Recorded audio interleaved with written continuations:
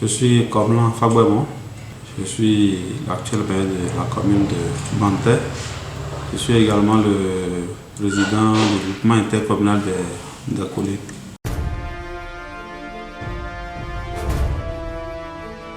En 2021 a été pour nous une année un peu spéciale.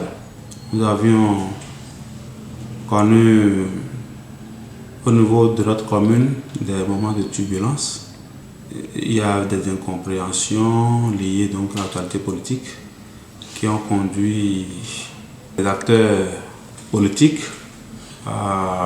sur des terrains qui ne sont pas trop reluisants. Je ne voudrais pas rappeler cela donc à la mémoire collective parce que c'est un moment que nous devons passer rapidement sous le coup de l'éponge. Progressivement, la commune, sinon que le département est en train de connaître donc une accalmie par rapport à cette actualité. Également, après ces difficultés, il y a également que 2021 a été une année de révélation pour moi. Une année où, après les péripéties, après les difficultés,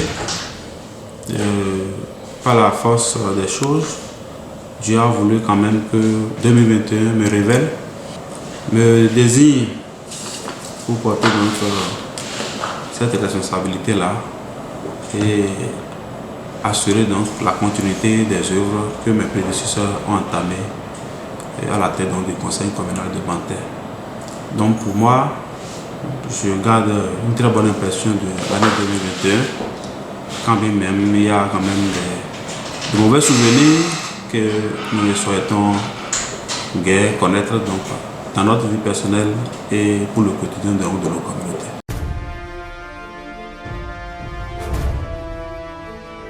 Je suis installé à la tête du conseil communal de Bantais le 17 juin 2021 et donc nous sommes en train de totaliser pratiquement 6 mois d'exercice et pour nous le bilan n'est pas mal. Nous laissons cela à l'appréciation également des observateurs, de nos communautés, de tous les amis du développement de Bantais. Et à notre prise de service, nous avions eu des marchés qui étaient à l'abandon. Ces marchés s'évaluent autour de 19 marchés. Les principaux marchés qui, leur implémentation devait permettre d'insuffler une nouvelle dynamique donc, au développement de la commune. Et nous avons pris les diligences nécessaires pour remettre, pour démarrer ces marchés-là, pour que véritablement cela ne constitue un éléphant blanc. En dehors des marchés abandonnés, nous avons également des marchés qui sont en situation, qui connaissaient une lenteur, qui sont également dans un état d'abandon qui ne dit pas son nom, du fait donc des contraintes, des difficultés politiques que nous avions, où les entrepreneurs avaient peur de venir sur le terrain, tout ça. Donc nous avons également organisé des séances de travail. Ces marchés sont au nombre de 6. Également, ces marchés sont également bouclés aujourd'hui au bonheur donc, de nos populations. Pour ce qui nous concerne, nous personnellement, nous avons initié 9 marchés. Et ces 9 marchés, aujourd'hui, beaucoup sont déjà réceptionnés. Des marchés que nous avons approuvés et qui sont conduits sous la responsabilité donc, de la personne responsable des marchés publics et des techniciens de la mairie. Ces marchés étant également au nombre de 9, sont également, la plupart sont réceptionnés, d'autres sont en cours de réalisation. Donc de façon ramassée, pour ce qui concerne donc, la réalisation des infrastructures communautaires, voilà ce que nous avons pu faire. Mais au plan institutionnel, le contexte dans lequel nous sommes venus était un contexte un peu particulier où les querelles, les difficultés, les crises électorales que nous avions connues avaient vraiment impacté négativement la commune du point de vue des relations, de la cohésion. Donc nous avons dû faire beaucoup d'activités dans ce sens avec le concours des autorités, des collègues conseillers communaux et certains acteurs, les leaders religieux et autres. Nous avons travaillé de nuit comme de jour à l'apaisement. Et puis cela aujourd'hui a permis une décrispation de l'actualité politique au niveau de la commune et les brassailles, les liens d'amitié qui existaient et qui étaient fragilisés. Nous avons contribué avec les acteurs, comment on appelle les différents acteurs, à ce que véritablement cette situation soit réglée et que les populations puissent donc cohabiter en toute confiance. Cela également à un moment donné avec l'appui de l'autorité préfectorale. Voilà pour ce qui concerne. Nous avons fait beaucoup de sorties en direction donc des institutions pour des négociations, des plaidoiries, des sorties, des négociations de partenariat, d'appui et autres qui sont en train qui ont porté aussi leurs fruits au bout de 6 mois et qui se feront parler, comment on appelle, dans le développement de la commune de Banter au cours donc de l'année 2022 que nous aurons donc à aborder.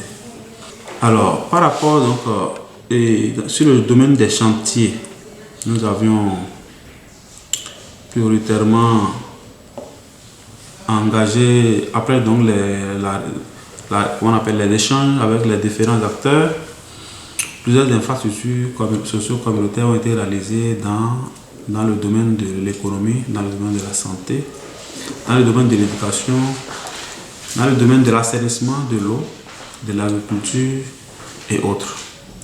Alors, de façon ramassée, nous avions contribué donc à réaliser la construction de la clôture au niveau donc de la gare routière gros porteur de Banter. Nous avions réalisé un bloc à latrine à 4 cabines plus une douche à 4 cabines à Banter d'un coût global de 43 489 489 francs. En dehors de ça, nous avons également, toujours dans le lot des marchés en souffrance et qui étaient déjà pour lesquels les populations n'avaient même plus d'espoir. Nous avons également permis à ce que la construction de 2 modules de latrine à 4 cabines et 2 modules de douche à 2 cabines dans le marché de Banter et de Gouka soit une réalité. Ceci pour à hauteur de 19 203 174 francs. Nous avons également la construction de la clôture des bureaux d'arrondissement de Gouka. Les travaux étaient... le marché était abandonné aussi. Nous avons travaillé à mettre la pression sur l'entrepreneur qui a démarré les travaux et qui sont très avancés. Le taux de réalisation avoisine déjà les 40% sur le terrain.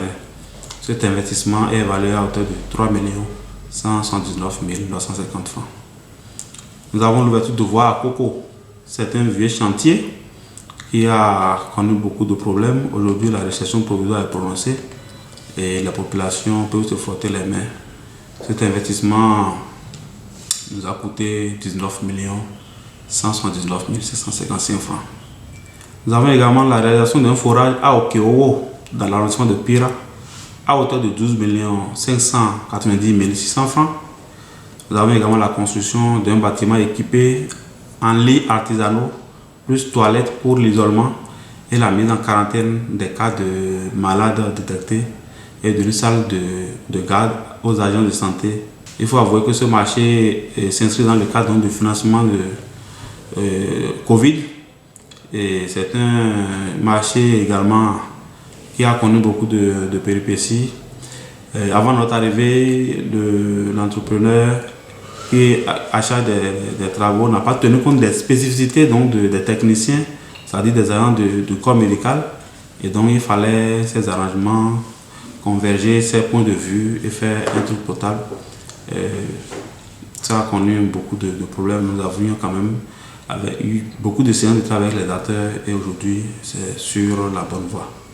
Nous avons également la construction d'un bâtiment, la construction d'une retenue d'eau, voilà, avec aménagement des périmètres irrigués à l'aval à Adianté, à hauteur de 124 704 965 francs. Je crois que ce chantier, c'est un chantier sur financement PADAC, un financement du gouvernement, et par rapport au projet d'aménagement inscrivant dans le cadre du développement agricole au niveau donc, de la commune, avec l'accompagnement du groupement intercommunal des colonies que je préside. Nous avons également, indépendamment donc, de tout ce que je viens de citer, nous avons, il y a un ancien projet, un marché, je pourrais dire, qui a été déjà même révélé, qui a été objet d'audit et déjà classé, parce que le dossier n'était pas signé à temps, il y avait beaucoup de quoi dans la procédure. Nous avions estimé quand même, puisque c'est un projet purement social, c'est-à-dire qu'il faut impulser, donc, permettre aux écoliers, aux acteurs de l'éducation d'avoir des outils de travail, d'avoir des mobiliers, de quoi s'asseoir quand même pour suivre les cours.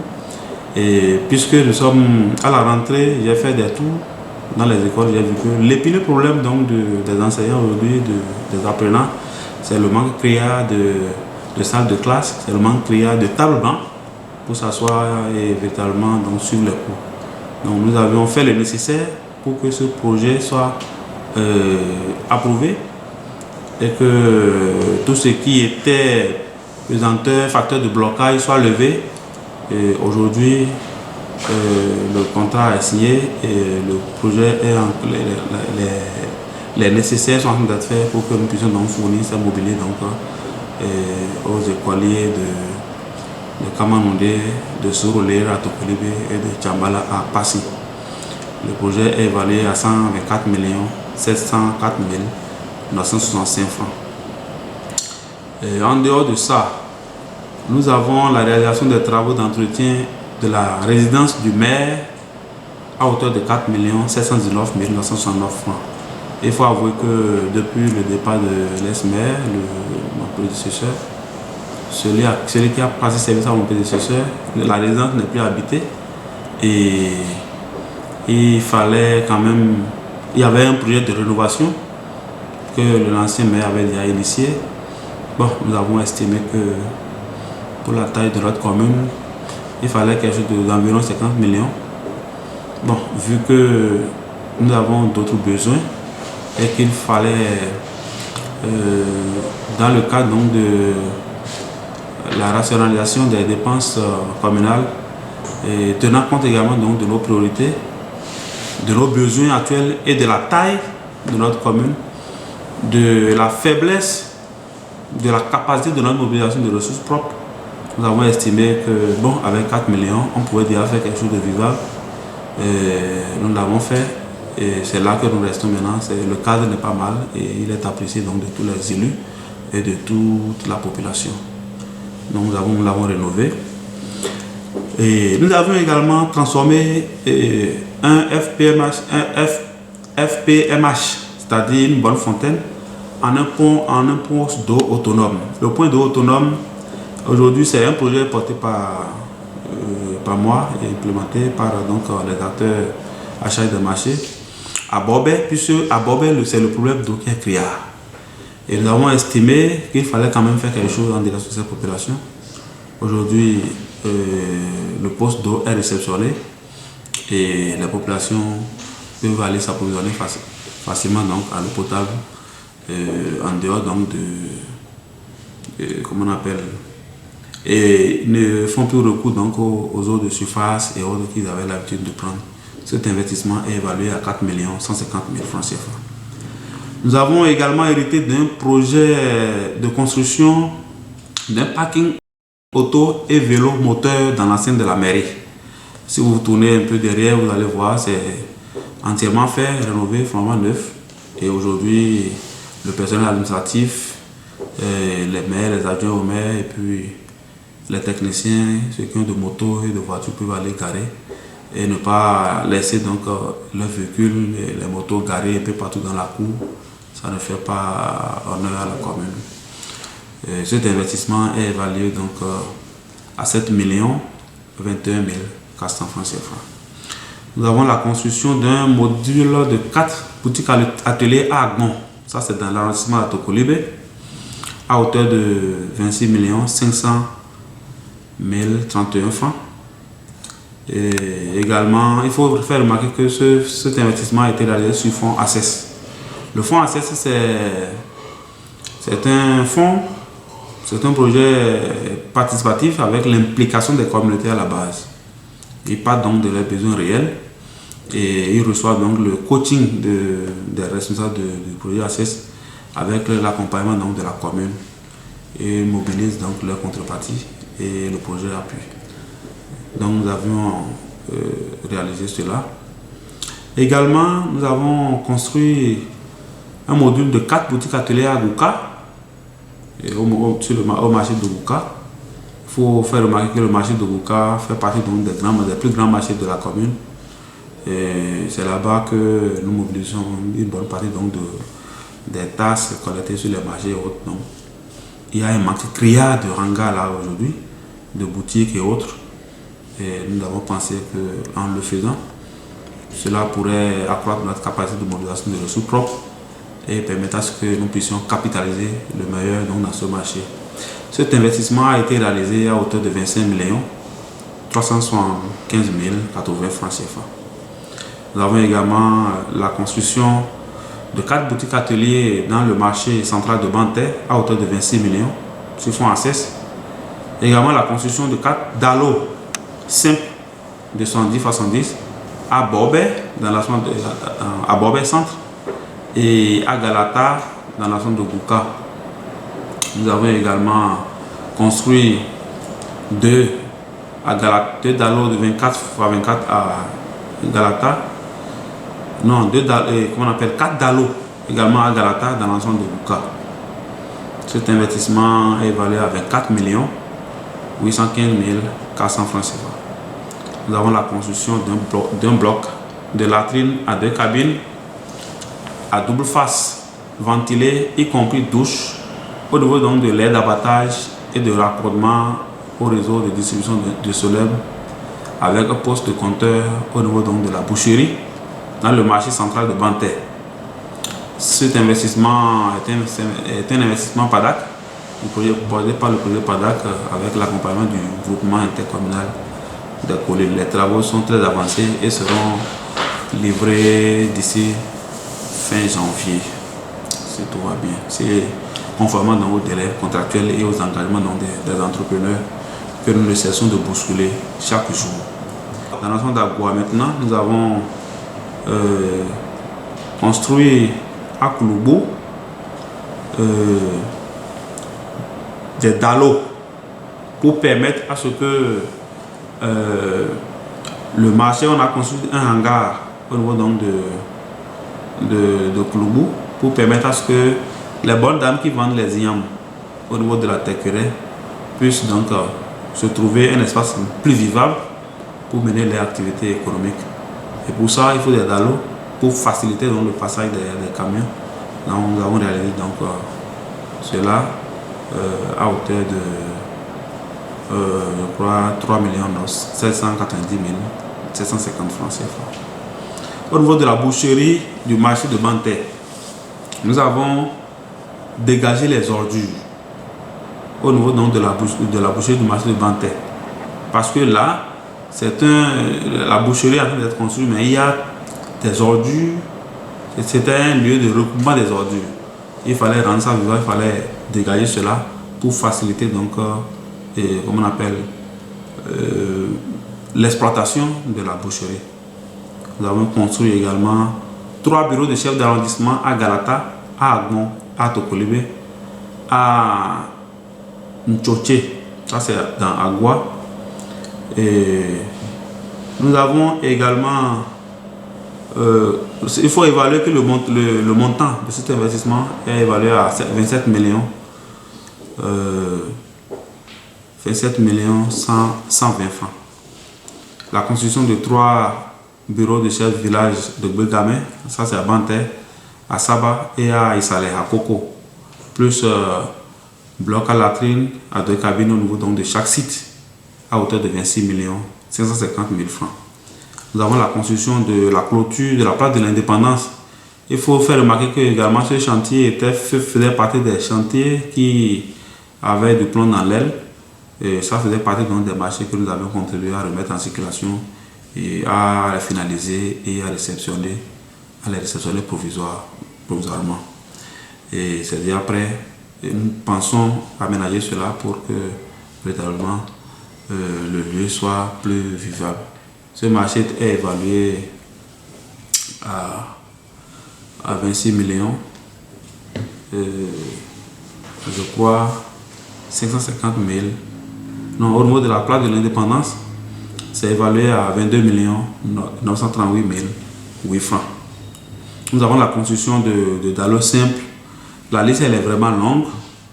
Nous avons également la construction des écoles primaires, la construction d'un module de 3 salles de classe, plus bureau magasin, bloc à latrine, équipement à Sorolera, à Tokolibé, à Banté, à Saba, respectivement d'une valeur de 28 389 389 francs et 26 158 771 francs. Nous avons la construction d'un bâtiment de type simple, standard, à Banté et à Saba. Non, pas à Saba, c'est à Okeowo, à Pira, d'un montant de 18 370 937 francs. Et la réalisation des travaux d'achèvement de la construction de la maternité de Louba. On a fait le carrelage, souvent la forme sanitaire exigée, à hauteur de 8 996 733 francs. Alors, avant toutes ces réalisations, qui pour la plupart sont possibles grâce au fonds FADEC, nous avons également l'insertion dans le journal des marchés publics des différents documents relatifs aux procédures de passation des marchés qui ont conduit la PRMP de la mairie à effectuer également des dossiers sur fonds propres qui s'élèvent à hauteur de 1 600 000 francs. Alors, dans la même dynamique de recherche du bien-être aux populations, d'autres actions en cours de réalisation sont fortement appréciées. Il s'agit par exemple de l'ouverture de voies dans la zone d'Adianté à hauteur de 19 633 748 francs. Nous avons déjà lancé les travaux. L'entrepreneur a pu pour finaliser, je crois, dans le mois de janvier. La zone lotie d'Adianté serait complètement viabilisée au profit donc de ceux qui ont eu des maisons, des parcelles là-bas, au profit donc de la communauté. Nous avons la réalisation des études pour la construction de 600 mètres linéaires de caniveau au niveau donc de Bégamin, 500 mètres linéaires à Passi, 300 mètres linéaires à Mayamon, 200 mètres linéaires à Sako, et 300 mètres à Koko et 300 mètres linéaires également à Louba. Nous avons la réalisation des études pour la construction de 7 dallos simples sans façon à Bégamin, Basson, Idelakoum, à Dianté, Idéogou, à Digo et à Tokolibé. Les deux dallos simples, il y a 2 dallos simples de 200 fois 150 mètres sur la piste rurale de Louba, Golé, Pira et Djero. Et 2 dallos 200 x 2 d'accès donc dont l'un est au siège de Banté à Okoto et l'autre à Louba à hauteur de 8 300 000 francs CFA. Il faut faire remarquer que la réalisation de ces études il faut faire remarquer également la réalisation des études pour l'ouverture de voies à Passi, pour Radiato, Elagbo, Ilare, Okoto et l'entretien et à l'étang, excusez-moi, à l'étang, à hauteur de 4 350 000 francs CFA. Nous avons également la construction de 3 bureaux de chef village, dont Idéogou, à Pira, à Goyi, à Louba, Ilare, à Passi, plus bloc de latrine à 2 cabines au niveau de chaque site d'un montant global de 26 400 000 francs CFA. Alors, toutes ces actions ont été menées avec l'appui du conseil communal, des cadres techniques de l'administration communale, sans oublier les chefs de village, les responsables des services déconcentrés de l'État, en fonction dans notre commune. Je veux citer particulièrement la trésorière communale, que je salue au passage, également le RAI, le receveur auxiliaire des impôts, qui nous aide beaucoup dans la mobilisation donc, des ressources.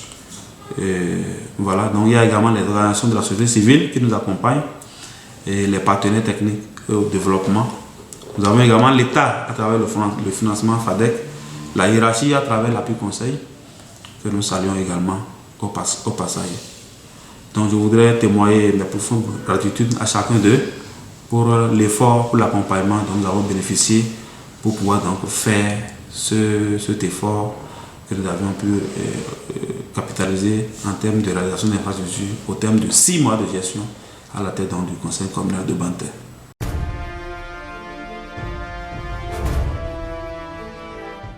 Les difficultés sont énormes et aucune œuvre humaine n'étant parfaite. Et là où il y a 1, 2 ou 3 personnes, je crois qu'il doit y avoir quand même des incompréhensions. Nous sommes amenés parfois à prendre des décisions qui, à un moment donné, pouvaient égratigner les intérêts des uns et des autres. Mais puis, s'il faut viser l'intérêt des communautés, nous sommes appelés également, à un moment donné, à hausser le ton pour que véritablement triomphe l'intérêt de la communauté au profit de certains élans individuels.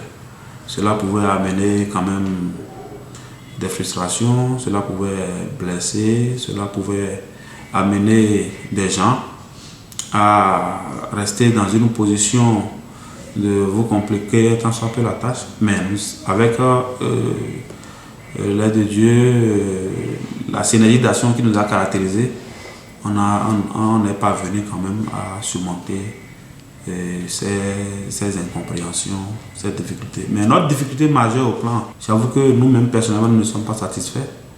C'est pas que nous ne sommes pas satisfaits de notre prestation, mais nous ne sommes pas satisfaits du niveau que nous avons atteint. On aurait souhaité que cela soit plus que ça, parce que si les fonds étaient mis à disposition, surtout les fonds FADEC, au moment où on les attendait, il y avait déjà des préalables qui étaient déjà faits. Aujourd'hui, certains travaux seraient très avancés. Bon, ce n'est pas venu, mais je comprends. Nous sommes à l'orée d'une réforme où il fallait quand même, le gouvernement aussi devait quand même prendre des mesures pour que véritablement la réforme soit bien implémentée. Donc, nous n'avons pas eu les fonds à temps, sinon qu'il y a certaines initiatives qui sont en attente maintenant, qui seront obligées d'être, que nous avons été obligés de reconduire pour l'année 2022, alors qu'on pouvait les faire en 2021 et nous permettre de passer à autre chose en 2022. C'est l'une de nos difficultés. L'autre difficulté, c'est notre difficulté véritablement à mobiliser les ressources propres avec le projet PIAD, piloté par le groupement intercommunal des collines. Nous avons contribué à sensibiliser et à former donc les agents collecteurs. Aujourd'hui, avec le système de TPE, on peut dire de façon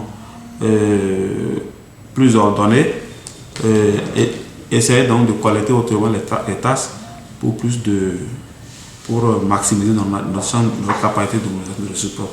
Donc c'est cette difficulté-là qu'il faut souligner et nous sommes en train de travailler également à prendre des mesures pour que très tôt on puisse cerner les contours de cette difficulté-là pour que nous puissions véritablement mobiliser davantage de ressources.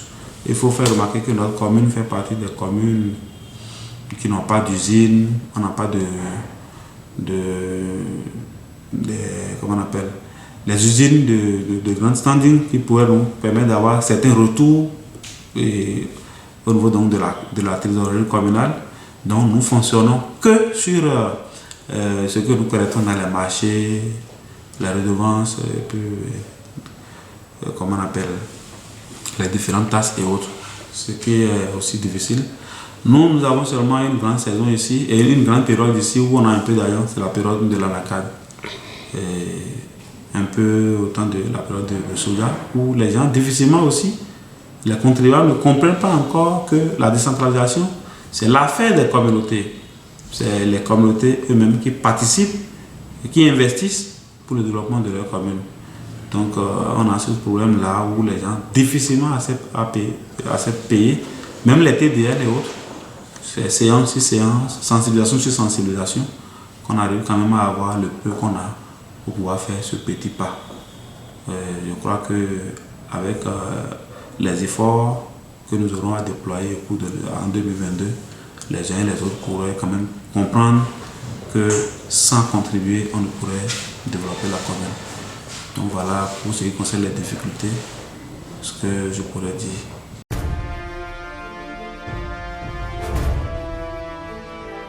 Oui, pour 2022, les défis sont énormes. Nous allons continuer dans la sensibilisation, toujours, parce que la sécurité, la paix pour les communautés n'est pas un processus qui pourrait prendre fin en 2021.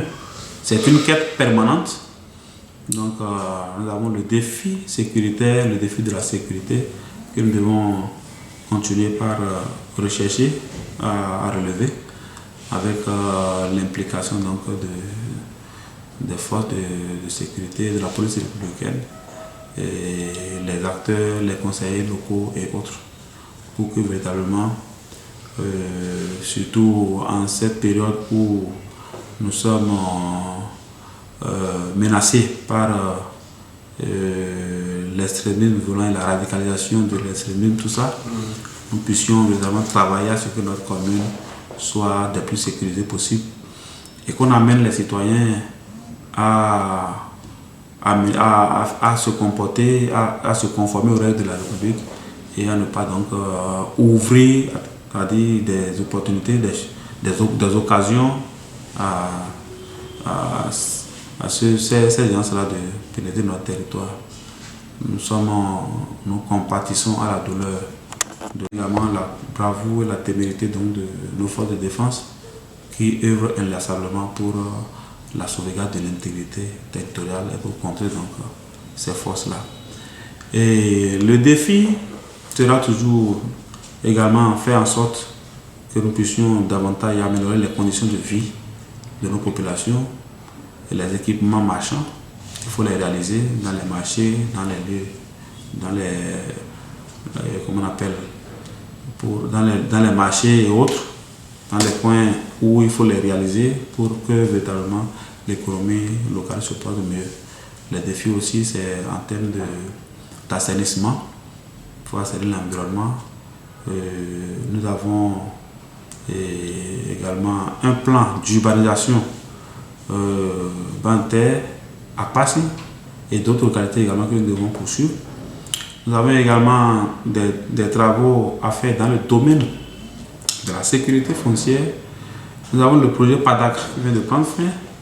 Nous devons faire en sorte, puisque notre activité phare ici c'est l'agriculture, travailler à ce que le projet en cours de rédaction et dont les diligences sont en cours puisse dans sa phase d'implémentation puisse véritablement assurer la continuité de ce que le projet PADAC a eu à faire dans la commune de Banterre et généralement dans le département des collines. Et nous sommes donc prêts à accompagner pour que véritablement ce défi soit donc relevé. Également le défi de comment on appelle la préservation de l'environnement. Vous n'êtes pas sans savoir que si nous sommes dans un environnement pollué, quel que soit ce que nous aurons à faire, notre santé prendrait un coup. Et donc, pour ce qui concerne les activités de reboisement, la protection de l'environnement, l'appui aux agents, aux ONG qui interviennent dans le domaine sera constant. Et nous-mêmes, nous sommes en train de prendre des initiatives pour avoir des partenaires, avoir plus d'amis pour la commune, pour nous accompagner, non seulement dans ce domaine de l'environnement, mais également dans les domaines éducatifs et autres, pour que véritablement la commune puisse donc continuer par rayonner.